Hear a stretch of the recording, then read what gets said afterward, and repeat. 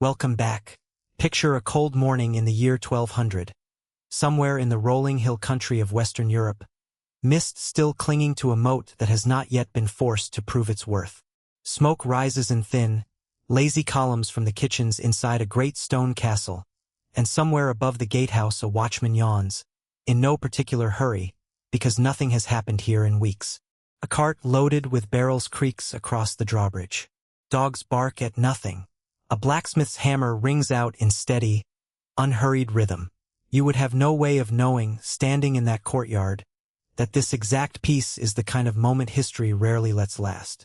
Today, using AI-assisted reconstructions, archaeological evidence, and paintings from the centuries that followed, we are going to walk through a castle exactly as it stood before war ever reached its gates.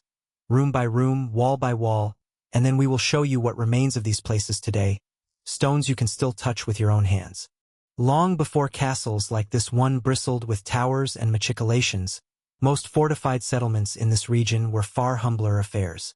In the centuries after the collapse of centralized Roman authority, local lords often had little more than a wooden hall ringed by an earthen bank and a ditch, a design historians now call a motte and bailey. A raised mound or motte carried a timber tower, while a lower enclosed yard, the bailey, held livestock, storerooms, and modest living quarters. These early strongholds were built quickly, sometimes in a matter of weeks, using local timber and whatever labor a lord could compel from the surrounding villages. The people who built them were not thinking in terms of legacy. They were thinking about the next raid, the next harvest, the next winter. Trade routes threading between river crossings and old Roman roads determined where these strongholds rose in the first place, since a lord's fortune depended as much on controlling a market or a ford as on the strength of his walls.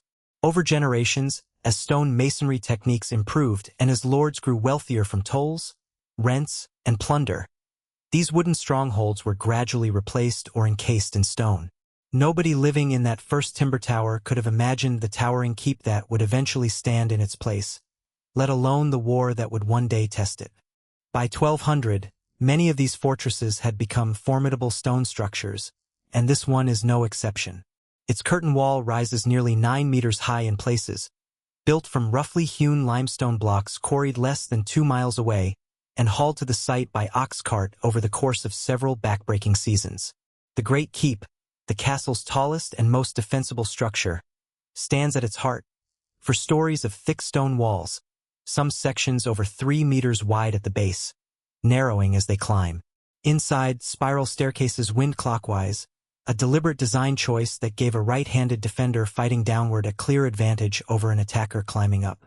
The Great Hall, the social and administrative center of daily life, stretches nearly 18 meters in length, its high timber roof supported by massive oak beams, its stone floor strewn with fresh rushes and fragrant herbs to mask the smell of dozens of bodies, dogs, and daily meals. Tapestries in deep reds, blues, and ochres hang along the walls, not merely for decoration but for warmth, since stone holds cold with a stubbornness no fire fully overcomes. And this castle, like every castle of its era, is never finished. Masons are still at work reinforcing a section of the north wall where the foundation shifted slightly 2 winters ago. A new tower is half built along the eastern flank, scaffolding lashed together with rope, its unfinished top open to the sky. This was never a monument. It was a machine for living and for war, constantly patched, expanded, and argued over. At the spiritual and judicial center of castle life stood the chapel, often a small but richly decorated space tucked near the lord's private chambers, where a household priest said daily mass and where the lord and his family were expected to be seen practicing their faith. Nearby, the great hall doubled as a courtroom, where the lord, or more often his steward, settled disputes between tenants over stolen livestock, boundary lines, or unpaid rents, applying a patchwork of local custom, feudal obligation, and canon law. Justice in 1200 was neither uniform nor especially swift, and it leaned heavily on oaths, reputations, and the testimony of neighbors rather than physical evidence. Layered into these same spaces were older beliefs that never fully disappeared, folk customs about lucky days for planting or marrying that existed quietly alongside strict religious observance, a reminder that even devout communities carried older traditions forward, reshaped rather than erased. Step outside the keep and into the bailey, and the atmosphere shifts entirely. This was the working heart of the castle, a crowded, noisy, smoke-filled world of its own. Somewhere between 80 and 150 people might live and work within these walls at any given time, a population that swelled during harvest, festivals, or the arrival of important guests. Bakers pulled dense, dark bread from clay ovens. A brewer near the kitchens produced ale in enormous quantities, since it was safer to drink than much of the available water and consumed by nearly everyone, including children, in a weaker form. Blacksmiths repaired plowshares and horseshoes, and in quieter years like this one, they turned as much attention to farm tools as to weapons.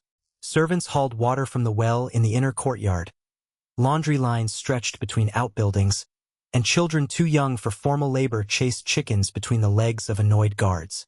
Class divisions were visible everywhere, from the quality of a person's clothing to where they were permitted to sleep, with household knights and senior servants given space near the hall while lower servants bedded down in stables, storerooms, or shared quarters above the kitchens.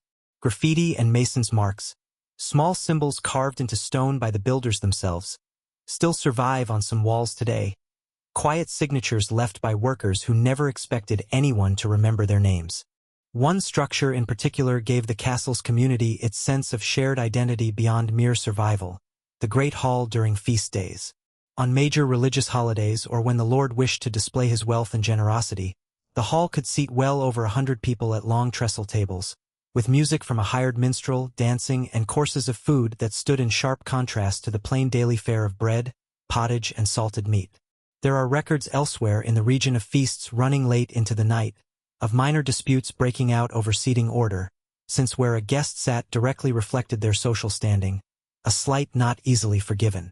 For the people who lived and worked here, these gatherings were not simply entertainment. They were the closest thing to civic pride and communal memory that castle life offered, moments when servant and noble alike, however briefly and unevenly, shared in the same warmth and the same table. Above the hustle of the bailey, in the private solar chambers of the Lord and his family, an entirely different world unfolds. Here, the stone walls are softened with imported wool hangings, some dyed with costly pigments brought from distant trade fairs. A small collection of illuminated manuscripts, painstakingly copied and decorated by monastic scribes, rests in a locked chest, valuable enough to be mentioned by name in wills. Glass, still a luxury in 1200, fills a handful of the solar's windows, casting pale colored light across polished wooden furniture. The Lord's family eats finer bread, drinks wine brought up from southern vineyards, and dresses and fabrics dyed with materials common people could never afford. And yet, for all this privilege, the walls that shelter them are the same stone walls that shelter everyone else. Whatever storm is coming, whether siege, famine, or betrayal, will not check a person's bloodline before it arrives at their door. The storm, in this case, would come roughly a decade later, though its causes had been building for years in the tangled politics of feudal loyalty, inheritance disputes, and shifting alliances among regional lords. Historians believe the specific conflict that ultimately reached this castle's gates grew from a contested succession, a familiar and often devastating trigger in this era. When a lord died without an undisputed heir and rival claimants each gathered armed supporters to press their case by force rather than negotiation. What likely began as a series of raids on outlying farmland escalated, over the course of a single campaigning season, into a full siege. Attackers arrived with siege engines capable of hurling stones weighing over 40 kilograms distances exceeding 150 meters, a terrifying and largely unfamiliar sound to a garrison that had known only routine drills. In the opening days, defenders likely believed the walls would hold as they always had, since this castle had weathered smaller confrontations before. What they could not have known was that the attacking force had brought specialists trained in undermining, tunneling beneath a section of wall to collapse its foundation, a slower and less dramatic method than direct assault but devastatingly effective. Over roughly 3 weeks, according to evidence gathered from later excavation and surviving regional records, the outer defenses were gradually worn down, provisions inside the walls ran low, and the political will to continue resisting evaporated as faster than the walls themselves. In the years that followed, damaged sections of the castle were only partially repaired, its garrison reduced, Its role in regional power diminished as the political landscape shifted around it. Portions of the bailey fell into disuse. Roof timbers rotted where they were never replaced, and stone began to be quietly removed by nearby villagers for their own building projects. A practice so common across the medieval and early modern period that many once mighty castles were reduced to little more than a skeletal outline of their former selves. For centuries, the site existed mostly as a curiosity. A ruin children dared each other to explore, its original purpose and history slowly fading from precise memory into local legend. Serious archaeological interest in sites like this one did not begin in earnest until the 19th and 20th centuries, when historians and antiquarians began systematically cataloging surviving fortifications across the region. Excavations at comparable sites have uncovered everyday objects that make this distant world suddenly, startlingly intimate. Bone dice worn smooth from use, fragments of leather shoes stitched by hand, broken pottery still bearing the soot of long-extinguished cooking fires, even preserved grain that reveals precisely what ordinary people ate in a given season. It is these small, unglamorous objects, far more than the grandest tower or gatehouse, that tend to move historians and visitors alike, because they are proof that a real, breathing household once filled these silent rooms. It is worth pausing here, briefly, to remember that a place like this was never simply a fortress or a historical curiosity waiting to be studied. It was a home. Children were born within these walls and learned to walk across its uneven flagstones. People fell in love here, argued over inheritance here, prayed and worried and laughed here, entirely unaware that their ordinary lives would one day become the subject of quiet fascination for people living in a world they could not have imagined. Today, if you were to walk the same ground, you would find the great keep still standing in large part, though roofless and open to the sky, its interior floors long since collapsed into the earth below, leaving only stone stairwells that spiral up into open air. The curtain wall survives in sections, some restored, some left deliberately as a ruin, moss and ivy softening stone that was once kept scrupulously clean by an army of servants. The chapel's foundations are marked out for visitors, its floor plan visible even though its altar and furnishings vanished centuries ago. The great hall exists now only as a footprint in the grass, its trestle tables and firelight long gone, though on certain summer evenings modern reenactors still light fires within its outline to give visitors some sense of what once filled the space. The solar chambers, with their glass and tapestries, survive only in fragments, a few window openings and a section of decorated stone that hints at former luxury. Many of the small objects unearthed here, the dice, the pottery, the tools, now rest behind glass in a regional museum a short drive from the site itself, available for anyone willing to make the trip to stand where this story actually happened. Thank you so much for spending this time with me and walking through these walls together. If there is a castle, a lost city, or a forgotten civilization you would love to see brought back to life next, drop it in the comments below. I read every single one, and many of our future episodes come directly from your suggestions. If you enjoyed today's journey, consider subscribing so you don't miss what we uncover next, and I will see you at the gates of our next adventure very soon.